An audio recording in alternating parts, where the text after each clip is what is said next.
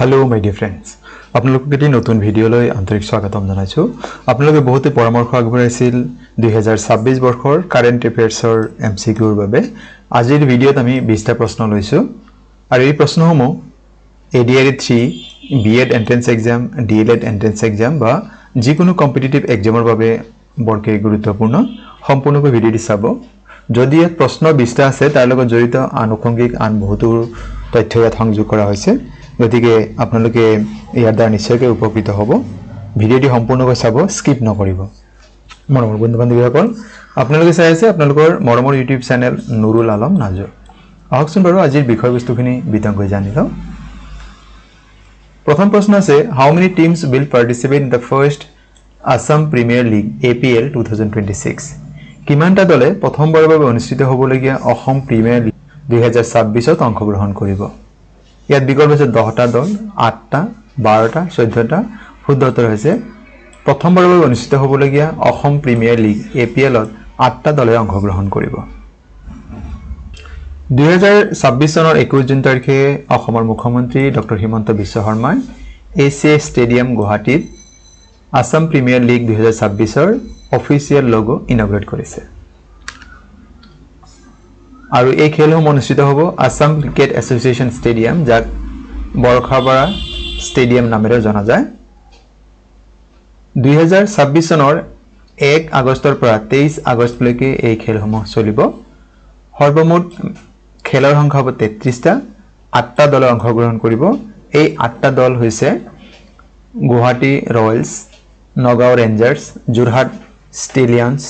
Tezpur titans, Dibrugarh warriors, Barpeta braves, Charaideo sunrisers আৰু Barak legend. এই 8টা দলে অসমত প্ৰথমবাৰৰ বাবে অনুষ্ঠিত হ'বলগীয়া আসাম প্ৰিমিয়াৰ লীগত অংশগ্ৰহণ কৰিব। আৰু প্ৰত্যেকটো খেল আসাম ক্ৰিকেট এছ'চিয়েশ্যন ষ্টেডিয়াম বা বৰখাপাৰা ক্ৰিকেট ষ্টেডিয়ামত অনুষ্ঠিত হ'ব। দ্বিতীয় প্ৰশ্নলৈ আগবাঢ়িছোঁ, who is the present chief justice of supreme court of India? ভাৰতৰ উচ্চতম ন্যায়ালয়ৰ বৰ্তমানৰ মুখ্য ন্যায়াধীশগৰাকীৰ নাম কি? ইয়াত যিখিনি বিকল্প দি আছে তাৰ শুদ্ধ বিকল্প হ'ব জাষ্টিছ সূৰ্যকান্ত বা সূৰ্যকান্ত। তেখেত হৈছে ভাৰতৰ 53 নম্বৰ মুখ্য ন্যায়াধীশ। পৰৱৰ্তী প্ৰশ্ন, what is the new name of Kerala state? Kerala ৰাজ্যৰ নতুন নাম কি? ইয়াত যিখিনি বিকল্প দিছে তাৰ শুদ্ধ উত্তৰ হ'ব কেৰালাম। কেৰালাম হৈছে কেৰালা ৰাজ্যৰ নতুন নাম। এই ৰাজ্যৰ ৰাজধানী হৈছে তিৰুৱনন্তপুৰম। পূৰ্বতে ইয়াক ত্ৰিবান্দ্ৰম বুলি জনা গৈছিল। ইয়াৰ বৰ্তমান মুখ্যমন্ত্ৰীগৰাকীৰ নাম হৈছে VD সতীশন আৰু ৰাজ্যপাল হৈছে Rajendra Biswanath Arlekar. Question 4, name the player who has won the purple cap leading wicket taker in the Tata IPL 2026 tournament? 2026 চনৰ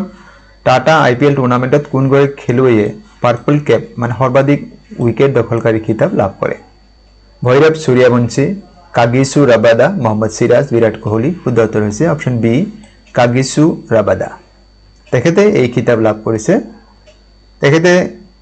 17খন খেলত 29টা উইকেট দখল কৰি এই খিতাপ লাভ কৰিছে। তেখেত গুজৰাট টাইটান্স দলৰ খেলুৱৈ হয়। 2026 চনৰ IPLৰ চূড়ান্ত বিজয়ী খিতাপ লাভ কৰিছে ৰয়েল চেলেঞ্জাৰ্ছ বেংগালুৰু দলে আৰু উপবিজেতা ৰানাৰ্ছ আপ খিতাপ লাভ কৰিছে গুজৰাট টাইটান্সে। ফেয়াৰ প্লে এৱাৰ্ড লাভ কৰিছে পাঞ্জাৱ কিংছ দলটিয়ে। অৰেঞ্জ কেপ লাভ কৰিছে, অৰেঞ্জ কেপ মানে মষ্ট ৰান, ৰাজস্থান ৰয়েলছৰ ভৈৰৱ সূৰ্যবংশী লাভ কৰিছে। 776 ৰান কৰিছিল। Super 6 award most sixes Rajasthan ৰয়েলছৰ ভৈৰৱ সূৰ্যবংশী লাভ কৰিছে। Super striker of the season award এয়াও ভৈৰৱ সূৰ্যবংশী লাভ কৰিছে। Purple cap most wicket takers Kagiso Rabada, ইতিমধ্যে আমি যিটো প্ৰশ্ন পাইছিলোঁ গুজৰাট টাইটান্সৰ হয়, 29টা উইকেট দখল কৰিছে। মষ্ট ভেলুৱেবল প্লেয়াৰে ৰাজস্থান ৰয়েলছৰ ভৈৰৱ সূৰ্যবংশী লাভ কৰিছে আৰু emerging player of the season এই বঁটাটিও ৰাজস্থান ৰয়েলছৰ ভৈৰৱ সূৰ্যবংশীয়ে লাভ কৰিছে। এই প্ৰশ্নটি আপোনাৰ বাবে, সানায়ে তাকাইছি নামৰ কোন দেশৰ প্ৰধানমন্ত্ৰী অসম ভ্ৰমণ কৰিব বুলি যোৱা কিছুদিন অসমৰ সংবাদ মাধ্যম আৰু ছ'চিয়েল মিডিয়াত বহুল প্ৰচাৰ হৈ আছিল? তেওঁ কোনখন দেশৰ প্ৰধানমন্ত্ৰী? বিকল্প দিছে অষ্ট্ৰেলিয়া, নেপাল, জাপান, ছিংগাপুৰ। শুদ্ধ উত্তৰটি কমেণ্ট বক্সত জনাব। আকৌ কৈ দিছোঁ, সানায়ে তাকাইছি যিগৰাকী অসম ভ্ৰমণ কৰিব বুলি যোৱা কিছুদিন সংবাদ মাধ্যমত তুলপাৰ লগাই আছিল তেখেত কোন দেশৰ প্ৰধানমন্ত্ৰী হয় উত্তৰটি কমেন্ট বক্সত জনাব Question 5 Who is the present Chief Minister of West Bengal পশ্চিমবংগৰ বৰ্তমান মুখ্যমন্ত্ৰী গৰাকীৰ নাম কি বিকল্প হৈছে মৌমিতা ৰয় শুভেন্দু অধিকাৰী অভিষেক বেনাৰ্জী মমতা বেনাৰ্জী শুদ্ধ উত্তৰ হৈছে অপচন বি শুভেন্দু অধিকাৰী 2026 চনৰ বিভিন্ন ৰাজ্যৰ নতুন মুখ্যমন্ত্ৰীসকলৰ নাম আমি ইয়াতে সন্নিৱিষ্ট কৰিছো অসমৰ নতুন মুখ্যমন্ত্ৰী হৈছে ডক্টৰ হিমন্ত বিশ্ব শৰ্মা তেখেত অসমৰ মুখ্যমন্ত্ৰী হিচাপে দ্বিতীয়বাৰৰ বাবে কাৰ্যনিৰ্বাহ কৰি আছে বিহাৰৰ নতুন মুখ্যমন্ত্ৰী Samrat Choudhary Delhi NCT national capital territory Rekha Gupta পুডুচেৰীৰ নতুন মুখ্যমন্ত্ৰী এন ৰংগস্বামী তামিলনাডুৰ নতুন মুখ্যমন্ত্ৰী সি জোসেফ বিজয় তেখেতৰ জনপ্ৰিয় নাম বিজয় থালাপতি আৰু কেৰালাৰ নতুন মুখ্যমন্ত্ৰী ভি ডি সতীশন গতিকে আমাক যিকোনো এটা নাম দিব পাৰে কাৰণ এনে ধৰণৰ প্ৰশ্ন প্ৰায় কম্পিটিটিভ এক্সামত দিয়া দেখা যায় Who is the present president of Assam Sahitya Sabha Assam সাহিত্য সভাৰ বৰ্তমান সভাপতি গৰাকীৰ নাম কি ডক্টৰ পৰমানন্দ ৰাজবংশী ডক্টৰ সূৰ্যকান্ত হাজৰিকা কুলধৰ শইকীয়া ডক্টৰ বসন্ত কুমাৰ গোস্বামী শুদ্ধ উত্তৰ ডক্টৰ বসন্ত কুমাৰ গোস্বামী আমি নিশ্চয় সকলোৱে জানো যে অসম সাহিত্য সভাৰ গঠন হৈছিল 1917 চনত আৰু প্ৰথম সাহিত্য সভাৰ অধিৱেশন হৈছিল শিৱসাগৰত আৰু প্ৰথম গৰাকী সভাপতি আছিল পদ্মনাথ গোহাঁই বৰুৱা পৰৱৰ্তী প্ৰশ্ন What is the full form of NTA that conducts NEET exam NEET পৰীক্ষা অনুষ্ঠিত কৰা NTA এৰ সম্পূৰ্ণ ৰূপ বা সম্পূৰ্ণ নাম কি ইয়াৰ শুদ্ধ উত্তৰ হৈছে national testing agency option B আমাৰ কাৰণে শুদ্ধ বাকি কেইটা বাৰু ভুলকে দিয়া আছে আৰু NEET ইয়াৰ সম্পূৰ্ণ ৰূপ হৈছে নেশনেল এলিজিবিলিটি কাম entrance test Question number 8 Which Indian badminton player won the Australian Open 2025 men's singles title কোনজন ভাৰতীয় খেলুৱৈয়ে অষ্ট্ৰেলিয়ান ওপেন 2025 প্ৰতিযোগিতাৰ পুৰুষৰ একক শাখাৰ চূড়ান্ত খিতাপ দখল কৰিছে এটো প্ৰতিযোগিতাৰ হ'ব লাগিছিল চিৰাগ শেট্টি কিদাম্বি শ্ৰীকান্ত লক্ষ্য সেন আৰু আয়ুষ শেট্টি শুদ্ধ উত্তৰ হৈছে লক্ষ্য সেন অপচন সি আমাৰ কাৰণে শুদ্ধ উত্তৰ পৰৱৰ্তী প্ৰশ্ন Which team won the Ranji Trophy 2025-26 2025-26 বৰ্ষৰ ৰঞ্জি ট্ৰফি কোন দলে লাভ কৰিছে বিহাৰ চেন্নাই মুম্বাই জম্মু আৰু কাশ্মীৰ শুদ্ধ উত্তৰ হৈছে জম্মু আৰু কাশ্মীৰে 8 বাৰৰ চেম্পিয়ন কৰ্ণাটকক চূড়ান্ত খেলত পৰাস্ত কৰিছে name the 100th Ramsar site of India ভাৰতৰ 100তম ৰামসাৰ ক্ষেত্ৰখনৰ নাম কি ইয়াত আমাক যিখিনি বিকল্প দি আছে তাৰ শুদ্ধ বিকল্প হ'ব জয়প্ৰকাশ নাৰায়ণ বাৰ্ড চেংচুৱাৰী অপচন এ আমাৰ কাৰণে শুদ্ধ উত্তৰ ইয়াক অন্য এটা নামেৰেও জনা যায় সুৰাতাল নামেৰে জনা যায় আৰু ই হৈছে উত্তৰ প্ৰদেশৰ বল্লিয়া জিলাত অৱস্থিত আৰু 2026 চনৰ 5 জুন তাৰিখে মানে বিশ্ব পৰিৱেশ দিৱসৰ দিনা ভাৰতৰ 100তম ৰামসাৰ ক্ষেত্ৰখনৰ নাম ঘোষণা কৰা হৈছে অসমত বৰ্তমানলৈ এখনহে ৰামসাৰ ক্ষেত্ৰ আছে হে হৈছে দীপৰ বিল Name the Karbi folk singer awarded Padma Shri in 2026 কোন গৰাকী কাৰ্বি লোকগায়কক 2026 চনৰ পদ্মশ্ৰী বঁটা প্ৰদান কৰা হৈছে ইয়াত বিকল্প যিখিনি দিয়া আছে তাৰ শুদ্ধ উত্তৰ হৈছে পখিলা লেখতেপি তেখেতক 2026 বৰ্ষৰ পদ্মশ্ৰী বঁটা প্ৰদান কৰা হৈছে ইয়াৰ পূৰ্বে তেওঁক বিভিন্ন সন্মান প্ৰদান কৰা হৈছে 2021 চনত হিলছ আইডল এই খিতাপ তেখেতক প্ৰদান কৰা হৈছে 2018 চনত লুইত গৌৰৱ এৱাৰ্ড প্ৰদান কৰা হৈছে 2023 চনত শিল্পী বঁটা প্ৰদান কৰা হৈছে আৰু 2024 চনত অসম গৌৰৱ বঁটাও প্ৰদান কৰা হৈছে 2026 বৰ্ষত অসমৰ পৰা যিসকলে পদ্মশ্ৰী বঁটা লাভ কৰিছিল তেওঁলোক হৈছে হৰিচৰণ শইকীয়া নুৰুদ্দিন আহমেদ যোগেশ দেউৰী পখিলা লেখতেপি আৰু কবিন্দ্ৰ পুৰকায়স্থ তেখেতক মৰণোত্তৰভাৱে প্ৰদান কৰা হৈছিল এটি প্ৰশ্ন আমাক এনেকৈ দিব পাৰে যে 2026 বৰ্ষত অসমৰ পৰা পদ্মশ্ৰী লাভ কৰা ব্যক্তিসকলৰ ভিতৰত কোনগৰাকী ব্যক্তি ভ্ৰাম্যমান থিয়েটাৰৰ সৈতে জড়িত তেন্তে উত্তৰ হ'ব নুৰুদ্দিন আহমেদ পৰৱৰ্তী প্ৰশ্ন Who has been awarded Vishnu Rava Award 2026 by Assam government কোনজন ব্যক্তিক অসম চৰকাৰৰ বিষ্ণু ৰাভা বঁটা 2026 প্ৰদান কৰা হৈছে ইয়াত যিখিনি বিকল্প দি আছে মানিক বৰবায়ন ধৰুণ বুঢ়িয়া শামসুদ্দিন আহমেদ গীতা উপাধ্যায় ইয়াৰে শুদ্ধ উত্তৰ হৈছে মানিক বৰবায়ন ছবিত দেখা ব্যক্তিগৰাকী হৈছে মানিক বৰবায়ন তেখেতক 2026 বৰ্ষৰ অসম চৰকাৰৰ বিষ্ণু ৰাভা বঁটা প্ৰদান কৰা হৈছে আৰু এই বঁটাসমূহ প্ৰদান কৰা হৈছে 2026 চনৰ 20 জুন তাৰিখে মানে বিষ্ণু ৰাভা দিৱসৰ দিনা প্ৰদান কৰা হৈছে মানিক বৰবায়ন তেখেতলৈ নিত্য হিতানত বিষ্ণু ৰাভা বঁটা প্ৰদান কৰা হৈছে সুকুমাৰ কলা হিতানত মধুসূদন দাসলৈ এই বঁটা প্ৰদান কৰা হৈছে 2026 বৰ্ষৰ সতিসাধিনী বঁটা আগবঢ়োৱা হৈছে গীতা উপাধ্যায়লৈ আৰু 2025 বৰ্ষৰ আজান পীৰ বঁটা প্ৰদান কৰা হৈছে Shamsuddin আহমেদলৈ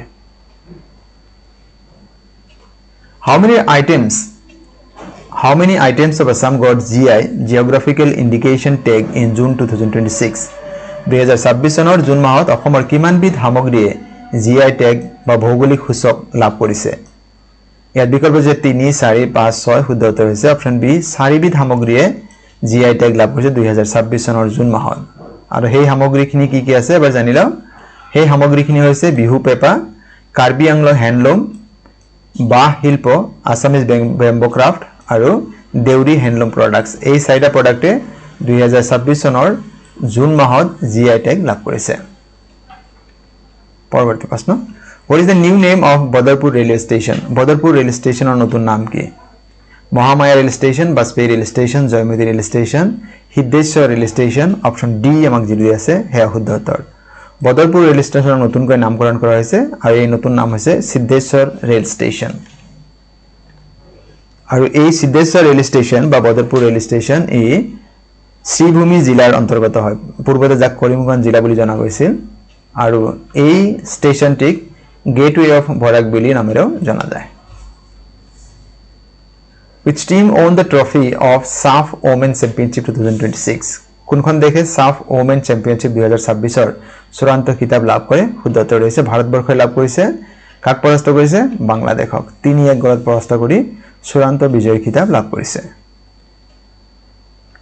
Who among the following has been awarded National Geographic Wayfinder Award 2026 নিম্নলিখিত কোনজন ব্যক্তিক 2026 বৰ্ষৰ ন্যাশনাল জিওগ্ৰাফিক Wayfinder বঁটা প্ৰদান কৰা হৈছে ইয়াৰ শুদ্ধ উত্তৰ হৈছে ডক্টৰ পূৰ্ণিমা দেৱী বৰ্মন হাৰগিলা আৰ্মিৰ ফাউণ্ডাৰ প্ৰতিষ্ঠাপক ডক্টৰ পূৰ্ণিমা দেৱী বৰ্মন তেখেতক হাৰগিলা সংৰক্ষণৰ বাবে 2026 বৰ্ষৰ ন্যাশনাল জিওগ্ৰাফিক Wayfinder বঁটা প্ৰদান কৰা হৈছে Question number 17 What is the rank of India in the Global Peace Index 2026 2026 বৰ্ষৰ শান্তিপূৰ্ণ দেশসমূহৰ তালিকাত ভাৰতৰ স্থান কিমান এটো ভাৰতৰ হ'ব লাগিছিল বিকল্প যে 115 150 102 and 140 শুদ্ধ উত্তৰ হৈছে 115 115 নম্বৰ স্থানত আছে ভাৰত আৰু এই তালিকাৰ শীৰ্ষস্থান আছে আইসল্যান্ড যোৱা 19 বছৰে বিশ্বৰ আটাইতকৈ শান্তিপূৰ্ণ দেশ হিচাপে চিহ্নিত হৈ আহিছে What is the theme of International Yoga Day 2026 2026 বৰ্ষৰ আন্তঃৰাষ্ট্ৰীয় যোগ দিৱসৰ মূল বাণী কি আছিল ইয়াত বিকল্প আছে yoga for harmony and peace connect the youth yoga for healthy aging and yoga for one earth one health ইয়াৰ শুদ্ধ উত্তৰ হৈছে yoga for healthy aging এয়া হৈছে 2026 বৰ্ষৰ ইন্টাৰনেশ্যনেল যোগা ডেৰ মূল বাণী আমি নিশ্চয়কৈ জানো যে প্ৰতি বছৰে 21 জুনৰ দিনটো বিশ্ব যোগ দিৱস হিচাপে 2015 চনৰ পৰা পালন কৰি অহা হৈছে Name the host country of the first World Yogasan Championship 2026 প্ৰথম বিশ্ব যোগাসন চেম্পিয়নশিপ 2026 ৰ আয়োজক দেশৰ নাম কি জাৰ্মানী নেপাল জাপান ইণ্ডিয়া শুদ্ধ উত্তৰ হৈছে ইণ্ডিয়া আৰু এই প্ৰতিযোগিতাসমূহ 2026 চনৰ 4 পৰা 8 জুনলৈ এই প্ৰতিযোগিতা অনুষ্ঠিত হৈছিল এয়া হৈছে প্ৰথম বিশ্ব যোগাসন প্ৰতিযোগিতা আৰু এই প্ৰতিযোগিতাত কোনখন দেশে কিমানটা পদক লাভ কৰিছে তাৰে তালিকাটি জানি লওক ভাৰতে পদক তালিকাত সৰ্বোচ্চ 102টা সোণৰ পদক 9টা ৰূপৰ আৰু 3টা ব্ৰঞ্জৰ পদক লাভ কৰি 114টা লাভ কৰি পদক তালিকাৰ শীৰ্ষস্থানত আছে জাপানে দ্বিতীয় স্থানত আৰ্জেণ্টিনা দ্বিতীয় সিংগাপুৰে চতুৰ্থ আৰু নেপালে পঞ্চম স্থানত আছে এই তালিকাৰ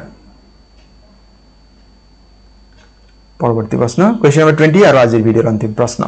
The mission Seneh Jori is associated with mission Seneh Jori কিহৰ লগত জড়িত Helping aged people girl child education tea sector muga silk sector এর শুদ্ধ উত্তৰ হৈছে muga silk sector ইয়াৰ সৈতে mission Seneh Jori জড়িত হৈ আছে আৰু এই আঁচনি উদ্বোধন কৰা হৈছে 2026 চনৰ 2 জুন তাৰিখে এই বিষয়ে আৰু কিছু কথা জানিব কেন্দ্ৰীয় ডনাৰ মন্ত্ৰী জ্যোতিৰাদিত্য এম সিন্ধিয়া আৰু অসমৰ মুখ্যমন্ত্ৰী ডক্টৰ হিমন্ত বিশ্ব শৰ্মাই এই মিছনটো শুভাৰম্ভ কৰে কেতিয়া দিব পাৰে প্ৰশ্ন যে কোনে উদ্বোধন কৰিছে দ্বিতীয়তে মিছন সেনেজেৰি হৈছে অসমৰ ঐতিহ্যমণ্ডিত মুগা শিল্পৰ উত্তৰণ আৰু বিকাশৰ বাবে কেন্দ্ৰীয় চৰকাৰ ৰাজ্য চৰকাৰৰ মাজৰ যৌথ উদ্যোগত গ্ৰহণ কৰা এক বিশেষ প্ৰকল্প কিমান ইয়াৰ মূল লক্ষ্য হৈছে শতিকা পুৰণি মুগা শিল্পক নতুন প্ৰযুক্তি উন্নত আন্তঃগাঁথনি আৰু আৰ্থিক সাহায্য প্ৰদান কৰি বিশ্বৰ বজাৰত জনপ্ৰিয় কৰি তোলা ইয়াৰ বাবে কিমান খৰচ ধাৰ্য কৰা হৈছে 411 কোটি টকা আৰু ইয়াৰ জৰিয়তে প্ৰায় 2.5 লাখ মুগা শিল্পী আৰু ইয়াৰ সৈতে জড়িত লোকক প্ৰত্যক্ষ বা পৰোক্ষভাৱে উপকৃত কৰাৰ লক্ষ্য লোৱা হৈছে মোৰ বন্ধু বান্ধৱীসকল আজিৰ বিষয়বস্তু মানে আপোনালোকে কেনে পালে আজিৰ বিষয়বস্তু আৰু ইয়াৰ উপস্থাপন কমেন্ট কৰি জনাব আৰু পৰৱৰ্তী ভিডিঅটো কি হোৱাটো বিচাৰিছে সেই বিষয়ে মোক জনাব আমি নিশ্চয়কৈ আপোনালোকৰ পছন্দৰ ভিডিঅসমূহ আপলোড কৰিবৰ কাৰণে চেষ্টা কৰিম আপোনালোকৰ বিনম্ৰ অনুৰোধ যদি প্ৰথমবাৰ আমাৰ চেনেলটি চাই আছে আমাৰ চেনেলৰ বিষয়বস্তু আৰু ইয়াৰ উপস্থাপন ভাল পাইছে চেনেলটি সাবস্ক্ৰাইব কৰিবলৈ আশা থাকিলে ভিডিঅসমূহ লাইক কমেন্ট আৰু শ্বেয়াৰ কৰিব আৰু আজিৰ ভিডিঅ সম্পূৰ্ণ কৰি চোৱাৰ বাবে আপোনালোক জনাইছো অশেষ ধন্যবাদ